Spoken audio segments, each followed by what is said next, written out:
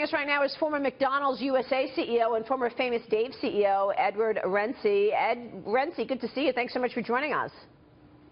Hey, good morning. Good to be here. Yeah, we want to talk to you about business and obviously what you're seeing out there as you look at the economic environment, but also politics. What's your take on the economy and on consumer spending going into this election?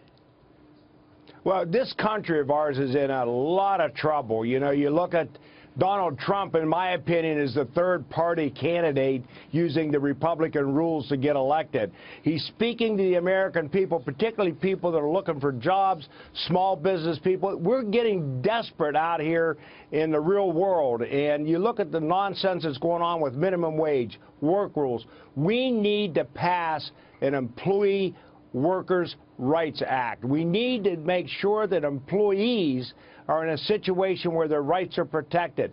All this nonsense at McDonald's with minimum wage, work rules, it's all about union dues. It's about organizing. It's a theater of protest to capture votes for the Democratic Party. It's absolute nonsense. Yeah. It's a sham, and it's destroying the middle class in this country. Well, I think this is a really important point that you're making, because there are politicians that allow foreigners to get citizenship so that they could actually become voters. I want to talk about that, but you mentioned the minimum wage issue. There are McDonald's workers right now planning to protest tomorrow. They want that push for $15 an hour minimum wage. This is a McDonald's, and you know, McDonald's has been doing so well. What is the implication of $15 minimum wage across the country? Well, I guarantee you, if the $15 minimum wage goes across the country, you're going to see a job loss like you can't believe. I was at the National Restaurant Show yesterday, and if you look at the robotic devices that are coming into the restaurant industry, it's cheaper to buy a $35,000 robotic arm than it is to hire an employee who's inefficient, making $15 an hour, bagging French fries. It's nonsense, and it's very destructive. It's inflationary, and it's going to cause a job loss across this country like you're not going to believe. Ed, that fight for the fight for the $15 minimum wage, it's funded by the SEIU. It's funded by unions. And like you said, all these unions want are to organize places like McDonald's. Do you think that happens? Again, because then the unions can come in and say, hey, we'll promise you lower wages than the federal minimum. Do you think it'll happen? Who knows? The way our government's functioning today, you look at the National Labor Relations Board, they're the most irrational group of people I've ever seen functioning. You know, we got unemployment in the black community, which is staggering. Young black men, over 50% unemployment, and we're talking about a $15 minimum wage. It's nonsense. These are entry-level jobs. It's inflationary. It's going to destroy jobs. It's going to keep people on the government dole, beholding to the government, so that they'll keep the established ruling class in place. You know, it could happen. Who knows? Yep. It's not good for the economy. Unbelievable. And if Hillary Clinton becomes president, we could be looking at a $12 minimum wage, because in classic Clinton form, she has found this middle ground that she's taken. Don't you think at $12 it could be just as destructive to jobs, particularly for teens and for minorities? I don't think we ought to have a federal minimum wage. The states ought to decide what the minimum wage is based on cost of living in the regions they're in. You don't need a $15 minimum wage in communities that have a standard of living which is substantially lower than New York City. Well, and Trump okay, maybe the wage ought to be higher in New York. And Trump gets criticized all the time for having a lack of depth of substance on issues, and yet he's the one guy who has said the states ought to decide the minimum wage. But he also said these wages are too low. He said people can't live on $12, $15. No, he said they can't live on $7.25, but he wants to see the states deal with it.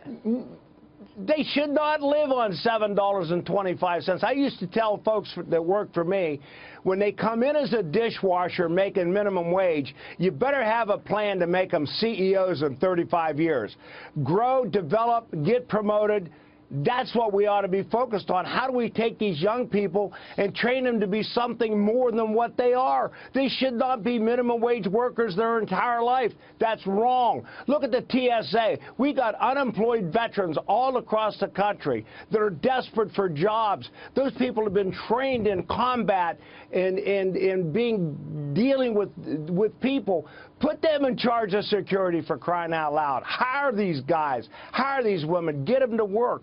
We are so screwed up in the way we're managing this country right now. We ignore the obvious, correct solution and find the obscure. Hey, Trump is right. At least he ran a business. Ed, I want to come back to this point you made about robotics. Is this something that's going to be happening anyway? Are jobs in fast food restaurants going to be replaced over the next few years by robots? It's not just going to be in the fast food business. You know, franchising is the best business model in the United States. It's dependent on people that have low job skills that need to grow. Well, if you can't get people to reasonable wage, you're going to get machines to do the work. It's just common sense. It's going to happen whether you like it or not. Yeah. And the more you push this, it'll just happen faster. So Ed, you agree then, just to wrap this up, you agree then that the states should deal with whether you call it minimum wage or what we're dealing with right now in terms of wages? Well, I think we ought to have a multifaceted wage program in this country. If you're a high school kid, you ought to have a student wage. Right. If you're an entry-level worker, you ought to have a separate wage. The states ought to manage this because they know more what's going on the ground than anybody in Washington, D.C. Right, because the people who are making minimum wage are oftentimes kids out of school or during the summer. Middle-class kids. Well, or the even dropout. Yeah. Go ahead, Ed. Yeah, absolutely. If you look at the people in Chicago, the young black people in Chicago, the graduation rate from the public school system is atrocious. It's horrible. Yeah. And these kids have nothing to do. They have no skill sets. They're functionally illiterate. They can't add and subtract.